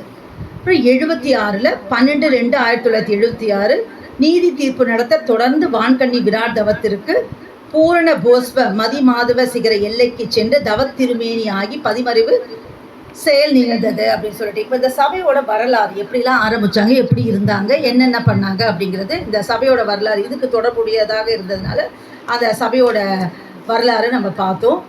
அதுக்கு அடுத்தது வந்து என்ன அப்படின்னு சொன்னால், அதாவது எப்பாடுபட்டாவது நம் கடை தேறி மீட்படைய வேண்டும், நம்மை பெற்ற தாய் தந்தையர்களே ஆயிடும். இதில் ஒன்று இருக்கணும் நம்மளுக்கு. இப்போ வந்து ஒருத்தர் வந்தாங்க, ஒரு அக்கா கூட நம்ம சபைக்கெலாம் வந்தாங்க. வந்துட்டு அவங்க சொன்னாங்க, இப்போது நான் இந்த சபைக்கெலாம் வர்றது எங்கள் அம்மாக்கெலாம் தெரியாது, நான் ஹாஸ்பிட்டல் போகிறேன்ட்டு இந்த ஃபைல் எடுத்து காமிச்சாங்க. இதை சொல்லிட்டு தான் நான் வந்தேன் இல்லையா அப்படின்னு அக்காவுக்கு தெரியும், அவங்க கூட இருந்தவங்க அப்படின்னு சொன்னாங்க. அதாவது அப்போ தெய்வம் என்ன உத்தரவு பண்ணுறாங்கன்னா, நீ நம்பிட்டியா, இந்த சபை உன் ஜீவனுக்கு பிரயோஜனம் உள்ளதுன்னு தெரிஞ்சிட்டியா, இவ்வளோ கடினம். அதாவது என்ன சொல்கிறாங்கன்னா, இந்த உலக வாழ்க்கை 100 வயசு வாழ்க்கை வந்து அதாவது பெருசு இல்லை, கோடி காலம் வாழ்க்கை. அதாவது தந்தை தாய் கடமை தான் மறவாதே சொன்னதும் நம்ம தெய்வம் தான் சொல்லியிருக்காங்க. ஆனால் இங்கே என்ன சொல்கிறாங்க பாருங்களேன், நம்மை பெற்ற தாய் தந்தையர்களே ஆயினும் இந்த மெய் செயலுக்கு இணங்கவில்லை என்றால் அவர்களின் உறவை விட்டு நாம் விலகி கொள்ள வேண்டும் அப்படி சொன்ன தெய்வம் தான் இப்படி சொல்கிறாங்கன்னா அப்போ இதில் எவ்வளோ முக்கியத்துவம் இருக்குது. அந்த பாசத்தினால அந்த அன்புனால நீ இது விலகிட்டு போயிட்டேன்னா உன் தலை அநியாயமாக எமட்ட மாட்டிக்குமே, நாசமாக போயிடுவீங்கிறதுனால தாய் தந்தை இருக்கிற உறவுலே பெரிய உறவு, அந்த உறவே ஆனாலும் நீ விட்டுட்டு வந்துடு, உன் தலையை காப்பாற்றிக்கோங்கிறாங்க. அப்போது ஒவ்வொருவரும் அவரவரின் ஜீவன் கடைத்தேறும் பொருட்டே மரளி கை தீண்டா நித்திய தேகம் எடுக்கவே இந்த தெய்வீக சபையில் சேர்ந்து கொள்ள பெறுகிறீர்கள். எதுக்காக நம்ம இதில் சேர்ந்துக்கிறோம்? இங்கே சேர்ந்தா நம்ம 10 பிளாட் விற்கலாம், 10 பேரை சேர்த்துட்டு 10 பிளாட் விற்றா, ஒரு பிளாட் விற்றா 10,000 வரும், எனக்கு நம்ம ஆள் பிடிக்கலாம். அதுக்காக போய் சபையில் சேர்றது நம்ம அதுக்காக இல்லை. நம்ம ஜீவன் என்றென்றும் அந்த நித்தியத்தில் இருக்கணும் அப்படிங்கிற ஒரு விஷயத்துக்காக நம்ம செய்கிறது. நான் நிறைய இதெல்லாம் சொல்கிறேன்னு சொன்னால் இதனால் நானே பாதிக்கப்பட்டேன். பராசக்தியில் சிவாஜி சொல்கிற மாதிரி நான் ஏன் அடிக்கடிக்கு நம்ம முதல்ல புதுசாக நம்ம சபைக்கு ஒருத்தர் வந்தேன்னா முதல்ல நான் மெய்வழி பற்றி பேச மாட்டேன், தெய்வத்தை பற்றி பேச மாட்டேன், அரும்பாடு பேச மாட்டேன், அவங்க பட்டப்பாடு அவங்க பெருமைகளை பேச மாட்டேன். முதல்ல எல்லா மனிதர்கள் தான், எல்லாருமே மனுஷங்க தான், எல்லாத்துக்கிட்டையும் அந்த ஒரு சைத்தான் இருக்க தான் செய்யும். இப்போ நம்ம உடம்புல நோய் வருதுன்னு சொன்னால் நம்ம உடம்புல எதிர்ப்பு சக்தி இல்லைன்னா அது நோய் வரும். நம்ம எதிர்ப்பு சக்தி தான் நோய் உள்ளே நுழையாது. அப்போது உங்களை ஸ்டடி பண்ணுவாங்க, பார்த்து இவங்க எப்படின்னு சொல்லி தான் அது உள்ளே நுழைய பார்ப்போம். அந்த சைத்தானை உள்ளே நுழையாமல் பார்த்துக்கோங்க. எல்லாம் நல்லவங்க தான், நம்ம இடம் கொடுத்துட்டோம்னு சொன்னால் அவங்க கெட்டவங்கள ஆகிறதுக்கு நம்ம வழி கொடுத்துடக்கூடாது. இதுதான் முதல்ல நான் சொல்லுவேன். கேட்குறதுக்கு என்ன நம்ம மெய்வழியை பற்றி இதெல்லாம் பேசிகிட்டு இருக்காங்களே, ஏன்னா நானே பாதிக்கப்பட்டேன். அதனால் நான் உங்களுக்கு சொல்கிறதுக்கு எனக்கு அந்த தகுதி இருக்குது. எதையெல்லாம் செய்யக்கூடாது அதையே நான் செய்தேன். அதனால் எதை செய்யணும்னு சொல்கிற தகுதி எனக்கு இருக்குன்னு கண்ணதாசன் சொல்லுவாங்க. அதனால் நானே பாதிக்கப்பட்டு அப்படி நீங்கள் பாதிச்சிடக்கூடாதுங்கிறதுக்காக நான் இதை உங்களுக்கு சொல்கிறேன். சரிங்களா? சபையில் டேக் ஹோம் மெசேஜ் இதுவும் இருக்குது, அதுவும் ரொம்ப முக்கியம் தான். ஏன்னா இதெல்லாம் நீ பண்ணிவிட்டு நீங்கள் ஏமாந்துட்டு கடைசியில் அந்த மெய்வழி ஏமாத்து கூட்டம் நீங்கள் சொல்லிடக்கூடாது. அந்த ஜாக்கிரதை எனக்கு இருக்குது, அந்த கடமை எனக்கு இருக்குது. அதனால் நான் சொல்கிறேன் உங்களுக்கு. அடுத்தது திருமையான குரல் 198வது உத்தரவு பண்ணுறாங்க. தெய்வம் இங்கே வந்துள்ள ஒவ்வொரு வித்தும் இப்போ இங்கே சேர்ந்துருக்கோம் இந்த ஞாயிற்றுக்கிழமை அப்படின்னா அந்த அக்காலாம் ரொம்ப கஷ்டப்பட்டு தேடிலாம் பிடிச்சி இங்கே வந்திருக்காங்கன்னா அந்த இச்சை இருந்ததுனால தெய்வத்து மேலே. வீட்டில் எவ்வளோ விஷயம் இருக்கும் அவங்களுக்கு. பல பேர் எனக்கு மெசேஜ் அனுப்பிச்சாங்க, இது காரணத்தால் வர முடியலன்னு சொல்லிட்டு. அது தவறில்லை, இந்த லௌகீக வாழ்க்கையிலேருந்து இருந்து அதையும் மீறி நம்ம இங்கே கூடி இருக்கோம்னா இங்கே வந்துள்ள ஒவ்வொரு வித்தும் தெய்வம் நம்ம மெய்வெளிச்சாலைக்கு வந்துள்ள வித்தை சொல்கிறாங்க. அந்நாட்டுக்குரிய மகா உன்னதமான வித்து என்பதை யாரும் மறந்துவிடக்கூடாது. இப்போ நம்மளாம் யார்? நம்மளாம் அந்நாட்டுக்குரிய வித்து. நம்மளாம் தெய்வம் நம்மள பொறுக்கி எடுத்திருக்காங்க. அப்போ நம்ம தெய்வம் நமக்கு உத்தரவு பண்ணுறாங்க, நீ சாலைக்கு வெளியே இருப்பது ஊசி வெளியில் இருப்பது போலத்தான், கொஞ்சம் தவறினாலும் தவறியதுதான். என் அருகிலே இருந்து இந்த பெரிய காரணக்காரிய அருள் பிரவாகத்தை சமையலும் ஏறி நன்மை விளைகிற உருவுக்குத்தான் எம்முடைய திருவசனம் தேகாந்தி அந்ததும் முழு வேகத்துடன் திக்கென்று பாயும். இந்த நன்மையானது நாள்தோறும் விளைவேறி வருகிற உருவுக்கு நம் சபையில் இன்னொரு வஞ்சக உரு இருப்பது இறைஞ்சல் அல்ல. அப்படியான ஒரு வஞ்சக இருப்பது சாதி குதிரைக்கு சவுக்கு இருப்பது போலதான் என்று நினைக்க வேண்டும் அப்படிங்கிறாங்க. என்ன சொல்றாங்கன்னா, முடிஞ்ச வரைக்கும் உங்க வேலையெல்லாம் முடிச்சுட்டு கூட நீ அங்கே சாலையில் செட்டில் ஆகிடுப்பா, கடைசி நேரத்தில் இங்கே சேர்ந்துக்கலாம் அப்படின்னு சொல்றதுக்கு இதுனா கல்லர் பொங்கியான்னு கேட்பாங்க. கடைசியில் வருவேன் அந்த நேரத்தில் உலக அழிய போகுதுன்னு சொல்லி டிவியில் போடுறான், சென்னையில் வந்துருச்சுன்னு ஒளிஞ்சிக்கிறதுக்கு இதுனா கல்லர் புகையா? சுற்றி புடம் போட்டு வச்சுருப்போம், தீ பற்றி வச்சுருப்போம், வேங்கையை கட்டி வச்சுருப்போம், அப்போ எப்படி உள்ளே வருவேன் அப்படின்னு கேட்குறாங்க. ஆனால் இப்போ நம்மளுக்கு இந்த லௌகீக வாழ்க்கையில் வேலை அதெல்லாம் இருக்கிறதுனால அவர் தவறு சொல்லலாம். அப்போவே கூட நீ வேலையை போய் பாருந்தா பல நிகழ்வுகளை சொல்லியிருக்காங்க. முடிஞ்ச வரைக்கும் நம்மளுக்கு இதோடு நிற்காம நம்ம முடிஞ்ச வரைக்கும் அதுக்காக தான் கொடி இப்போ ரொம்ப சந்தோஷமாக இருக்குது. நிறைய புதுசாக வரவங்களாம் 2 கொடியெலாம் போய் கலந்து எனக்கு பார்த்துட்டு இப்படி போகிறாங்களேன்னு எனக்கு தோணுது. கொடிக்கு போகிறாங்க, எல்லா திருவிழாக்கும் போகிறோம். கூடு மட்டும் ஒரு போயிட்டு இன்னைக்கு போயிட்டு நாளைக்கு வரேன் அப்படி இல்லாமல் எல்லா வழக்கங்களையும் அங்கேருந்து கலந்துட்டு அந்த தவப்பலன் நம்ம எடுக்க பார்க்கக்கூடாது. இந்த வேலை எப்போ தான் இல்லை நம்மளுக்கு. அதுக்கு தானே கதை சொல்லுவாங்க, ஃபஸ்ட்டு பிள்ளை கல்யாணம் ஆகணும், அப்புறம் பேரன் கல்யாணம் ஆகணும், அப்புறம் கொள்ளு பேரன் கல்யாணம் ஆகணும். அந்த ஆசை நம்மளை விடவே விடாது. ஆனால் அதுலேருந்து பிச்சு விலகிட்டு நாமே போய் நம்ம அந்த எப்படிலாம் பண்ணணுன்றத நம்ம அறிவு சொல்கிறபடி, மனசு என்னவோ சொல்லும் அதை கேட்கக்கூடாது, அறிவு சொல்படி நம்ம கேட்டுக்கணும் அப்படிங்கிறாங்க. அதுக்கு தான் தெய்வம் என்ன சொல்கிறாங்க, எல்லா வித்துமே அந்நாட்டுக்குரிய வித்து, அதை பாழாக்கி போகிறார்கள். இதெல்லாம் அருள் வித்து, இருள் வித்து அல்ல. அருள் வித்து இருள் வித்தை வித்தாய் ஆக்கி விடாதீர்கள். அப்படியே இந்த உலகில் எந்த கஷ்டம் நம் மகிழ்ச்சியை தடுத்து விடும்? எதுவும் தடுக்காது. ஏனெனில் எந்த நேரத்திலும் நம் நினைவு போய் சாய்ந்து கொள்ள ஒரு வைரமலை இருக்கிறது. அதில் சாய்ந்ததும் அதை நினைத்ததும் எந்த கஷ்டமும் நம்மை விட்டு பறக்கும். அதாவது ஒரு பெரிய அரசனு கூட இந்த வசனம் இருப்பான். நம்மளுக்கு எதனா போகிறங்க எல்லாம் சொல்லுவாங்க, எங்கள் தங்கச்சிலாம் அக்கா இருட்டில் போயிட்டு இருந்தேக்கா தோட்டத்தில் திடீர்னு பயம் வச்சு மூலமந்திரம் சொல்லினே போனாக்கா எனக்கு தைரியமாக வீட்டுக்கு வந்துட்டேன்க்கான்னுவாங்க. அது அவங்க அந்த நம்பிக்கை அது சொல்கிறப்ப அந்த நேரத்தில் அவங்களுக்கு அப்படி இல்லைன்னா பயம் இருந்திருக்கும் அவங்களுக்கு. எனக்கு மூலமந்திரம் இருக்குது கையில் சொன்னா ஒன்றுமே இல்லைக்கா தைரியம் இருக்குது அப்படின்னு சொல்கிறாங்க. மூலமந்திரம் எதுக்குங்கிறது அப்பாற்பட்ட விஷயம். ஆனால் இகப்பர ரெண்டுத்திலையுமே இகப்பர சௌபாகியரா உங்களை வைத்திருப்போம் அப்படின்னு நம்ம தெய்வம் சொல்லியிருக்காங்க. இதெல்லாம் நம்ம கேட்குறச்ச அந்த ஒரு அதான் அந்த வைரமலை இருக்குல்ல, எது வந்தானே எது போனால் அது எந்த ஒரு கஷ்டம் வந்தாலும் நீ ஏன் கஷ்டப்பட வேண்டும்னு கேட்குறாங்க தெய்வம். வைரமலை இருக்கு, நீ வந்து சாஞ்சிக்கோ அதில் அப்படின்றாங்க. அப்போ நம்மளுக்கு இந்த உலகத்துல வரத உன்னை கவலையில் ஆழ்த்துவதும் கோபிப்பதும் துக்கத்தில் துவைப்பதும் நன்மை பயக்க வேண்டுவாங்க. சிறு சிறு கஷ்டங்கள் வந்துருச்சுன்னு வச்சுக்க, நான் கூட தான் சபைக்கெல்லாம் போகிறேன், மெய்வெடிக்கு போனேன், எல்லாம் தான் பண்ணுறேன், அவங்க சொல்கிறபடி கேட்குறேன், என்ன எல்லா கஷ்டம் வந்துன்னு தான் இருக்குதுன்னா இப்போ இந்த தூள உடம்பு எடுத்தால் தெய்வத்துக்கே வராத கஷ்டமா? தெய்வத்தையும் உள்ளார வச்சு கொடுத்து பார்த்தாங்க. தெய்வத்தையும் நிறைய எவ்வளோ இடத்துல வந்து அவங்க பாட்டையெல்லாம் சந்திக்க முடியும், உயிர் போகிற அளவுக்கு எவ்வளோ கஷ்டப்படுத்துனாங்க. அப்புறம் வந்து நிறைய சபைகள்லாம் அவர் அமைச்சு அப்புறம் வந்து திருப்பரம் இது நம்மளோட எங்க அது அதுதான் அது பிரிட்டிஷ் ஆட்சின்னு சொல்லி வாங்கி எவ்வளோ கஷ்டம் வந்துருச்சு. தெய்வத்துக்கு வராத கஷ்டம் இல்லை. அதுதான் அவங்க என்ன சொல்லுவாங்க, இந்த தூள உடல் எடுத்தோம்னு சொன்னோம்னா அந்த கஷ்டம் வரதான் செய்யும் அப்படின்றாங்க. அதாவது இப்போ வந்து நம்ம இந்த தூள இடத்துல அண்ணா கூட சொன்னாங்களே கொரோனா அப்படின்ட்டு, தூள உடல் எடுத்தால் எல்லா நோயும் வரணும். அது என்ன, அது கேன்சரோ எந்த நோயோ அது வரதான் செய்யும். அது வந்து அதுக்கும் நம்ம தெய்வம் வந்தது ஒரே ஒரு வேலைக்குன்னா எமெண்ட் நம்மளை காப்பாற்றணும். அந்த வித்தில் வந்து அங்கே கொண்டு போய் அந்த கோடான கோடி காலத்தில் நம்மளை வந்து அந்த சொர்க்கபதி எல்லையில் அந்த வசந்தத்தில் வச்சுக்கணுன்ற ஒரே ஒரு கஷ்டம் தான். இங்கே இந்த கஷ்டம் வந்து நல்லா சந்தோஷமாக அனுபவிச்சிருக்கேன். எனக்கு என்ன இந்த கஷ்டம் ஒன்றுமே இல்லை, நான் அங்கே போய் ராஜாவாட்டம் இருக்க போகிறேன் நம்ம நினச்சிக்கணும். உடனே வந்து விசிறப்பட்டுறக்கூடாது. இங்கே விசிறப்பட்டுச்சு எனக்கு கஷ்டம் வந்துருச்சு, நான் சாலைக்கு போகல, நான் 2 மாதம் சாலைக்கு வர மாட்டேன், 2 வருஷம் சாலைக்கு வர மாட்டேன், யாருக்கு நஷ்டம்? யாருக்கும் நஷ்டம் இல்லை நம்மளுக்கு.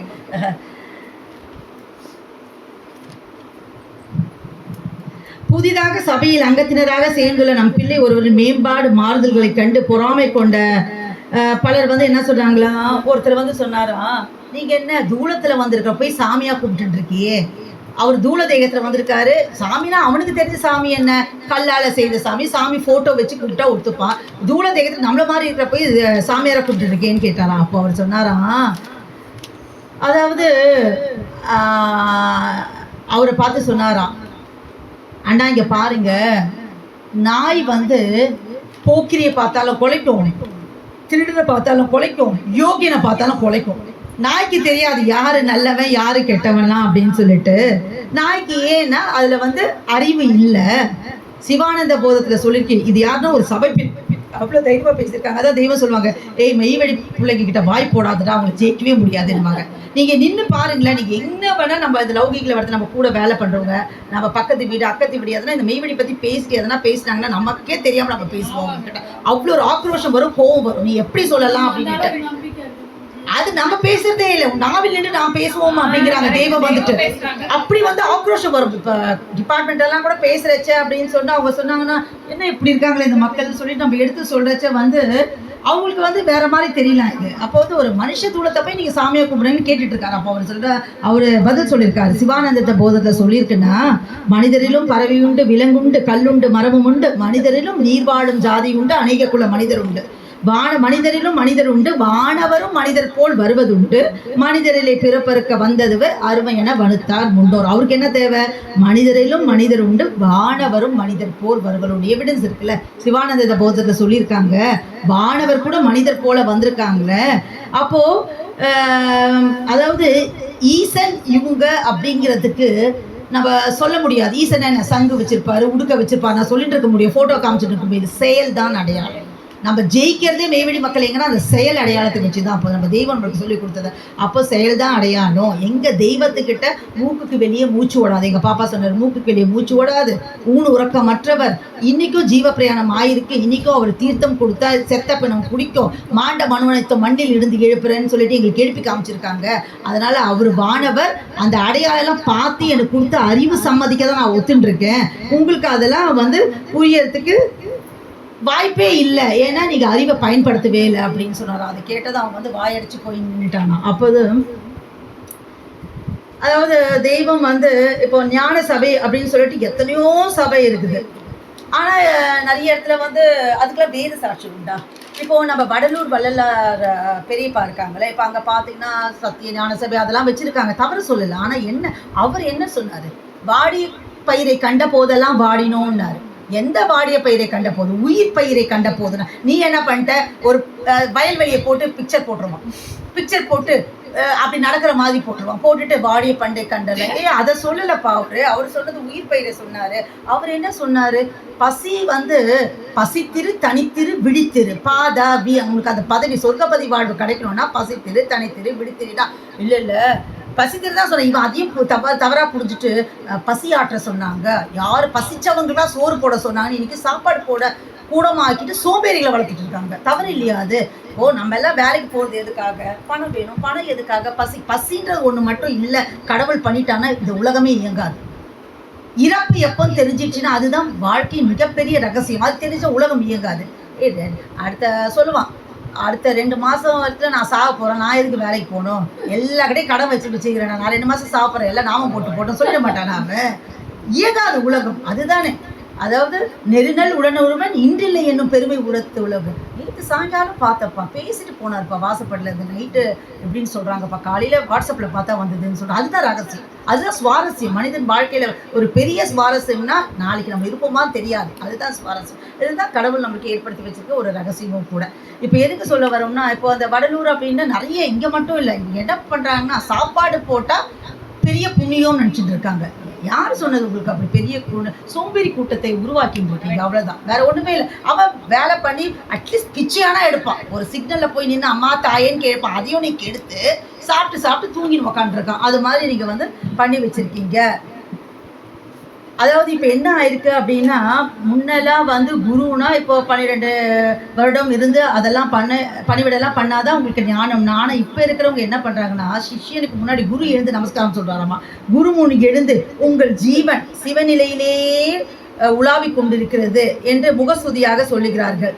அப்போது என்ன சொல்கிறான்? ஏன் அப்படி சொல்கிறான்னா, ஒரு வந்து இப்போது கால்நடையாக ஒரு சிஷ்யன் வரானா அவனுக்கு வந்து விபூதி கொடுத்து அனுப்பிச்சிடுவாங்க.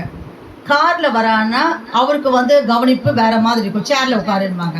ஃபார்ச்சுனர் கார் வந்து அதுக்கேற்ற மாதிரி 50 லட்சம் ரூபாய் காரில் வந்தால் தனியாக உள்ளே கூட்டு போய் தரிசனங்கிறான். அப்போ அவரை பார்த்து உங்கள் ஜீவன் வந்து அதாவது சிவநிலையே உலாவி கொண்டு இருக்கிறதுன்னு அப்போ அவன் என்ன பண்ணுவான்? சாமியாருக்கு ஒரு காரை புக் பண்ணுறான்வான், சாமியாருக்கு ஒரு ரெசார்ட் கூட்டு போடா, பீச்சுக்கு கூட்டு போ. அதுக்காக தான் இவர் சொல்கிறது. இந்த காலத்தில் குருவை சிஷ்யம் வணங்கினா இப்போ சிஷ்ய குரு வணங்குற நிலைமையாக போயிட்டு தான் அந்த போலி குருமார்கள் வந்துட்டாங்க. அதாவது என்ன தெய்வம் ஒத்துருப்பாங்க, மெய்ஞானிகள் கை கூப்பிடவே கூடாது. அவன் எவ்வளோ பெரிய ஆளாக இருந்தாலும் அதுதான் சொல்லுவாங்க. நம்ம மெய்வழி சபையில் இந்த சிம்பிள் கூட போடக்கூடாது, கை கும்பிடுறதுன்னு சொல்லி வாட்ஸ்அப்பில் கூட சொல்லிட்டு கை கூப்பிடக்கூடாது.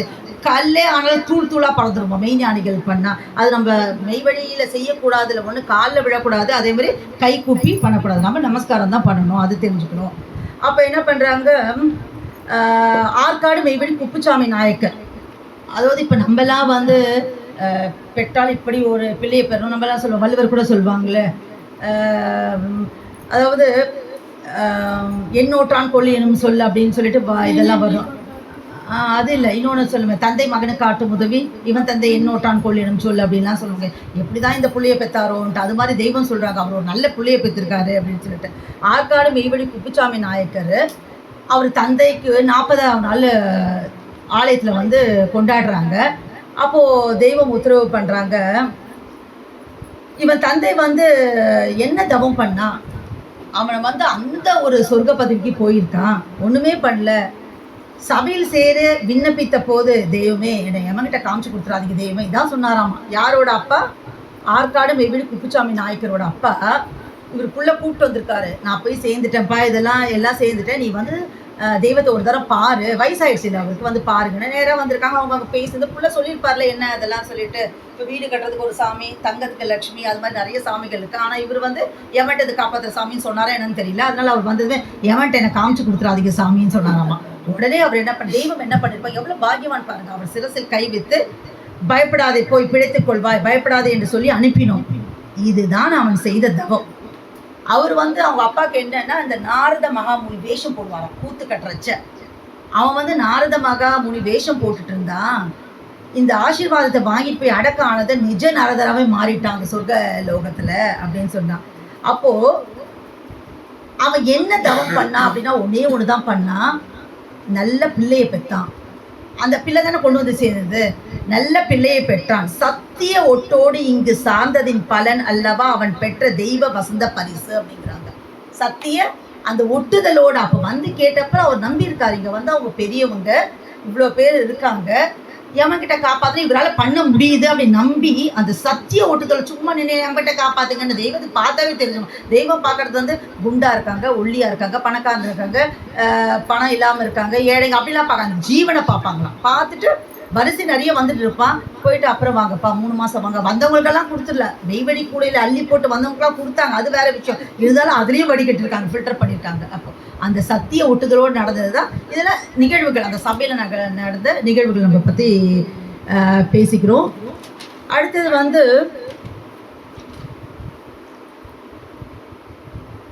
இங்கு வந்துள்ள ஒவ்வொரு வித்தும் அந்நாட்டுக்குரிய மகா உன்னதமான வித்து.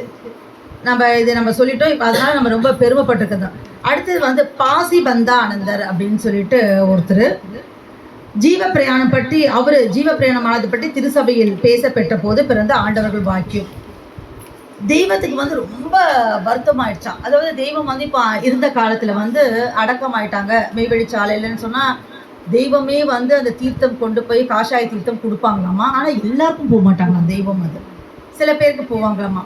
சில பேருக்கு வந்து சில ஒரு நிகழ்வுலாம் இருக்குது. அங்கே கூட இருந்தாங்க இல்லையா, மெய்வெளி நட்சத்திரம் மாதிரி யாருன்னா கொடுத்து விட்டுருவாங்க. அப்போ சில இடத்துல சொல்லுவாங்க, அன்பு இல்லைடா அப்படின்னு சொல்லிடுவாங்க. தெய்வத்துக்கு தெரியும் அது யாருக்கு என்ன போகணுன்ட்டு.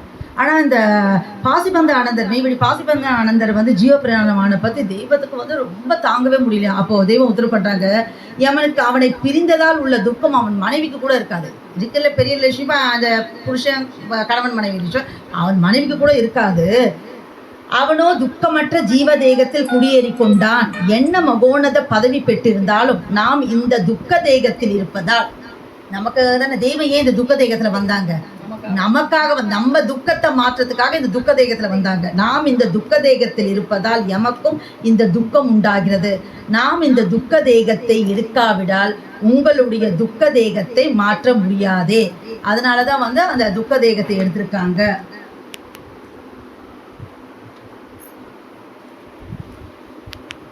இப்போ ஆதிமை உதய போன வேதாந்தத்தில் பார்த்தீங்கன்னு சொன்னால், இந்த மெய்வழி சபை அதெல்லாம் பார்த்து நிறைய இடத்துல சொல்லியிருக்காங்க. அரிய மெய்வழி சபை அப்படின்னு சொல்லிட்டு ஒரு பாடலில் கொடுக்குறாங்க. கனக சபை அதிபனையும் அப்படின்னு சொல்கிறாங்க.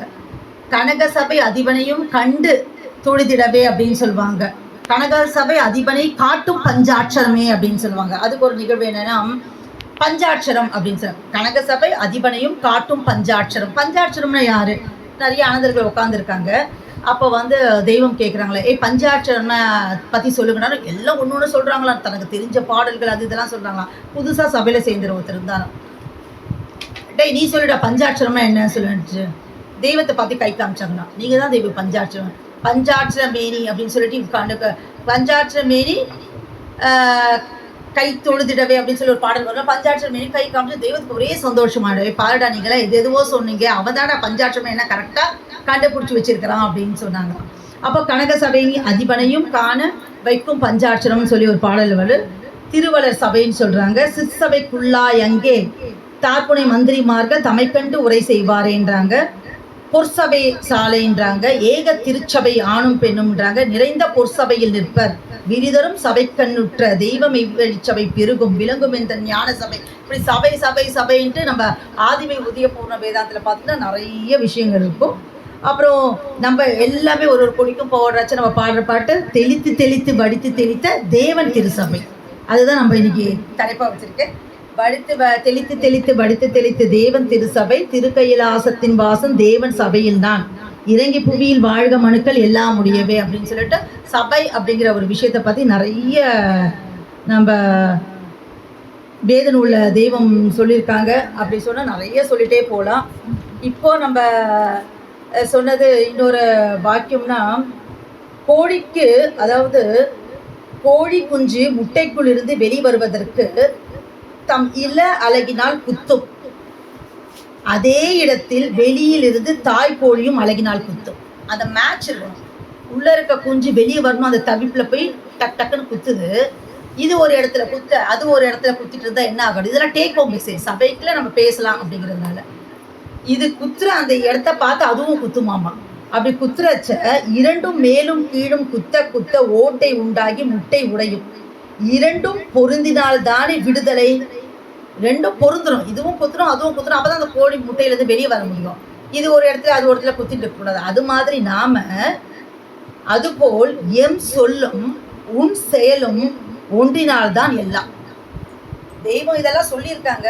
நம்ம பரவாயில்லப்பா, என்ன தெய்வம் ஒன்றும் சொல்ல மாட்டாங்கப்பா, அவர் தனிப்பெரும் கருணைன்னா அது எப்படி? அது அவர் சொல்றதை நம்ம கேட்டுக்கிறோம், அறிவு சம்மதிக்க இருக்கு, ஆனா செயல் இல்லையே. காலைல 16 தரம் மூலமந்திரம் சொல்லுங்க, தூங்கி எழுந்ததும் தூங்குறச்ச 16 தரம் மூலமந்திரம் சொல்லுங்க, வீசம் நாழிகை தவை தேகமுத்திக்கு உனக்கு வேணும்ன்றாங்க. அதில் என்ன கஷ்டம்? 1.5 நிமிஷம் 1.5 நிமிஷம் 3 நிமிஷம் 24 மணி நேரத்தை 3 நிமிஷம் எவ்வளோ பேர் செய்கிறோம்? எத்தனை நாளைக்கு செய்கிறோம்? தினமும் செய்கிறோமா? அப்போது பொருந்தலையே. தெய்வமோட சொல்லும் நம்ம செயலும் பொருந்த மாட்டேங்குது. பொருந்துதா? பொருந்த மாட்டேங்குது. அப்போ நிறைய விஷயங்கள் அப்படிதான். போய் நம்ம தெய்வம் வந்து சத்திய இதெல்லாம் எடுத்துடுறோம். நம்ம எடுத்துட்டு ஆனால் அவங்க சொல்லுக்கு நம்ம செயலுக்கும் பொருந்தலை அப்படின்னு சொன்னால் எல்லாம் தெய்வம் பார்த்தா அவர் தனிப்பெரும் எல்லாம் கொடுத்துருவார். எப்படி கொடுப்பாரு? எப்படி கொடுப்பார்? எல்லாமே டீச்சர் ரொம்ப நல்ல டீச்சர் தான். ஸ்டூடெண்ட் மேலே அன்பாக இருக்காங்க. எக்ஸாம் போகிற வரைக்கும் தலையை தடவி கொடுத்து படிக்கானா எல்லாம் சொன்னாங்க. எனக்கு ரொம்ப க்ளோஸ் அந்த மிஸ். என்னை பாஸ் பண்ணிவிடுவாங்க. நான் பேப்பரில் எதனா இருந்தால் தானே பாஸ் பண்ணுவாங்க. ஒன்றுமே எழுதாட்டி எப்படி பாஸ் பண்ண முடியும் அவங்க? இவங்க தப்பாக போட்டு அவங்க வேலைக்கே உள்ள வந்துடும்ல. அது மாதிரி நம்ம வந்து தெய்வம் நம்மளுக்கு ஹெல்ப் பண்ணால் கூட நம்ம அவங்களுக்கு ஹெல்ப் பண்ணோம். அப்போது அவங்க சொல்லும் நம்மோட செயலும் ஒன்றுபட்டால் தான் நம்மளுக்கு இந்த மெய்வழியில் அந்த பரமபத வாழ்வு நமக்கு கிடைக்கும்.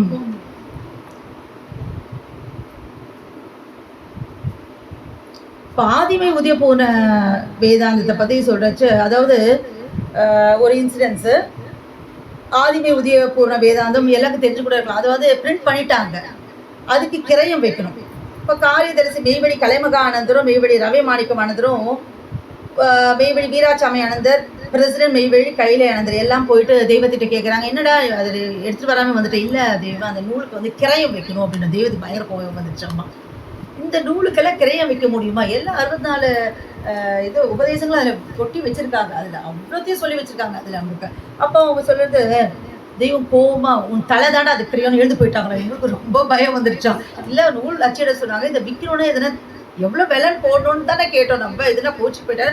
ரொம்ப பயந்துட்டு உட்காந்துட்டாங்க. அப்புறம் திடீர்னு வந்தாங்க அவன் தெய்வம். ஒரு துண்டு பேப்பர் எடுத்துகிட்டு வந்தாங்களா. அவன் வந்துட்டு வையகத்தையும் நம்ம நூலில் முன்னாடி இருக்கும். அப்போ தான் எழுதுறது. இந்த இன்சிடென்ஸ் நடந்தப்போ தான் வையகத்தையும் வானகத்தையும் சர்வ கால காலங்களையும் சர்வ காலத்திற்குள் அடங்கிய அழிவிலா நித்திய பூரண மேம்பாடுகள் அனைத்தையும் கையில் வரவழைத்து தரும் கிரயத்தை உடையது இந்த கிரந்தம். இந்த கிரந்தத்தில் செயலில்லாத வாசகமே கிடையாது. ஜகத்து மனுமக்களுக்கு மெய்வழி சபையாரின் ஜீவ பரிசு. நம்ம நூலில் எடுத்தீங்கன்னா முன்னாடி பேஜில் இதான் பிரிண்ட் பண்ணியிருப்பாங்க. அது வந்தது அப்படின்னு சொல்லிட்டு அவங்க ஒன்றும் தப்ப கேட்கல. பாவம் அவங்க வந்து என்ன வேலை வைக்கணும். ஆனால் தெய்வத்துக்கு வந்து அது இருக்கிற ஒரு வேல்யூ தெரியும். இதுக்கு போய் கிரைய மாட்டானா, ஆனால் லௌகிக விற்கணும்ல, விற்றா தானே பண்ணிட்டேன். அப்புறம் அவரே ரியலைஸ் பண்ணிட்டு இருக்காங்க. அதனால வந்து எழுதி கொடுக்குறாங்க. இது வையகத்தையும் வானகத்தையும் சர்வ கால காலங்களும் கொடுக்கறது தான் அப்படின்னு சொல்லிட்டு ஆதிமை உதய போன வேதாந்தத்தில் வாங்கியவர்களுக்கு சர்வ மேம்பாடுகளையும் கொடுக்கக்கூடிய வரம் அனைத்தும் தரும் வரப்பிரசாத நூலாகும். வாங்கிடுங்க. இல்லாதவங்க உடனே வாங்கிட்டு அந்த நூலை. சரிங்களா? பூமி இடங்களுக்கும் ஆமனு ஈசனே வந்து அருளி செய்துள்ள அருந்தவ ஜீவ பரிசாகும் இந்த கிரந்தம். அப்போ அது இல்லாமல் இருக்கலாம் நம்ம கையில். அப்போ ஆதிமை உதவி இப்போ நம்ம சமையல் எடுத்து பாடணும் இல்லையா? தோத்திர பாடலாம். அதில் பார்த்து தானே பாடணும். அது வாங்கணும். ஏன்னா ஆமனு ஈசனே வந்து நம்மளுக்கு அதை வந்து நம்மளுக்காக கொடுத்துருக்க ஒரு பொக்கிஷம் அது. இந்த மெய்யை பெறாத பிறர் பேசும் பேச்செல்லாம் உன் ஜீவனுக்கு ஒரு பயனும் தராத வெறும் சத்தமே.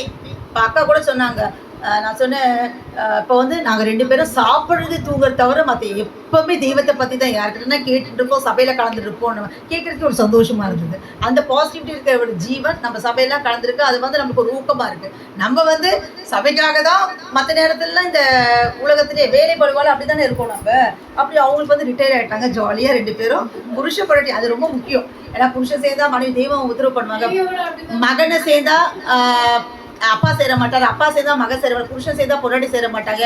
ஒவ்வொருத்தையும் நான் பேசி செய்கிறதுக்கு என்னோட ஈரலில் தமறு விழுந்து விட்டது அப்படின்னு சொல்லுவாங்க. அதுதான். அப்பனா இது வந்து பாக்கியம் தான். ஏன்னா ஒரு கணவன் மனைவி சேர்ந்து வந்து ஒரு மெய்யை பத்தி பேசுறது, இல்லைன்னா அவங்களுக்கு தெரியாம படிக்கணும், அவங்களுக்கு பிடிக்காது வணக்கம் பண்ணா, அப்படிலாம் எவ்வளோ ஒரு தடங்கள். அது லட்சுமி பிரபா அது மாதிரி இருக்கிறச்சு இது வந்து நான் அவங்க நினைக்கிறச்சு எனக்கு ரொம்ப சந்தோஷமா இருக்கும்.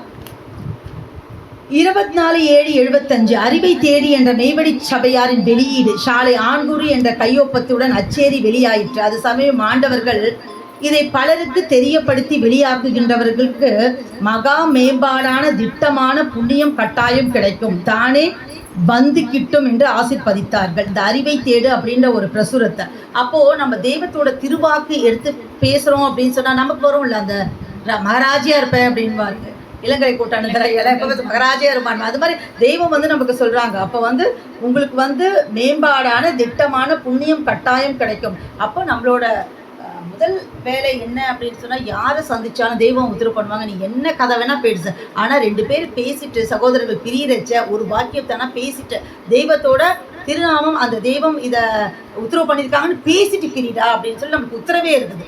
எவ்வளோ நேரம் வேணால் என்ன வேணால் பேசுறீங்க, எல்லா கதையும் பேசிட்டு இந்த கதையை பேசிட்டு நீங்கள் வந்து பிரியணும் அப்படின்னு சொல்கிறாங்க. இந்த இகலோக வாழ்வில் ஆண்மை அந்தஸ்து செல்வம் இவற்றுடன் இருந்து கொண்டே பரலோக செல்வத்தையும் வாழ்வையும் நீங்கள் அடைய வேண்டும் என்பது எமது விருப்பம்ன்றாங்க. அப்போ தெய்வம் வந்து இதையே படிச்சுட்டு இருந்தால் நான் வீட்டு வாடகை யார் கட்டுறது, கார் பெட்ரோல் யார் போடுறது, அப்போ அதுக்கு தான் உடனே சொல்கிறாங்க வான்மதி குரல் 115வது பக்கத்தில், நீங்கள் இந்த இகபோக வாழ்வில் ஆண்மை அந்தஸ்து செல்வம் இவற்றுடன் இருந்து கொண்டே 10ஓட 11 வச்சுக்கோ, 10ம் பறந்து போயிடும் அந்த யமன் பதிகள். இந்த பதி இறைவன் மட்டும் தான் கூட நிற்பாரு. அப்போ நம்ம அறிவை கொண்டு யோசிக்கணும் எதுக்கு முக்கியத்துவம் கொடுக்கணும்னு சொல்லிட்டு. 24 மணி நேரம் இருக்குது, அதில் 12 மணி நேரம் கொடுக்க சொல்ல, 6 மணி நேரம் கொடுக்க சொல்ல, 1 மணி நேரம் முடியாதா? முடியும் எல்லாம் நம்மளுக்காக. ஆனால் அதனோட கணம் தெரியாமல் இருக்கிறோம் அப்படிங்கிறது தான் உண்மை. அடுத்தது மதிமணி அனந்தர் ஒரு நிகழ்வு. புதுடெல்லியில் அவர் வந்து நியூ டெல்லி போயிருக்காரு பதிமணி அனந்தர். அப்போ வந்து ஃபார்சி சாமியார் அப்படின்னு சொல்லிட்டு ஒருத்தர் சொல்லியிருக்காரு, ஒரு ஸ்டெயின்லெஸ் செயினையும் மோதிரத்தையும் கொடுத்து இதை கொண்டு போய் உங்கள் தெய்வத்துக்கு கொடு அப்படின்னு சொல்லுவாங்க. நீங்கள் மற்ற இடத்துலலாம் பார்த்தீங்கன்னா ஒரு விஷயம் இருக்கும், அது என்னென்னா, திருப்பதி போகிறீங்களா, இந்த உண்டியில் காணிக்கையாக போட்டுருங்க, பழனியில் போகிறீங்களா, இது உண்டிக்கா காணியில் போட்டுருங்க அப்படின்னு. ஆனால் நம்மளுக்கு அந்த வழக்கமே இல்லை.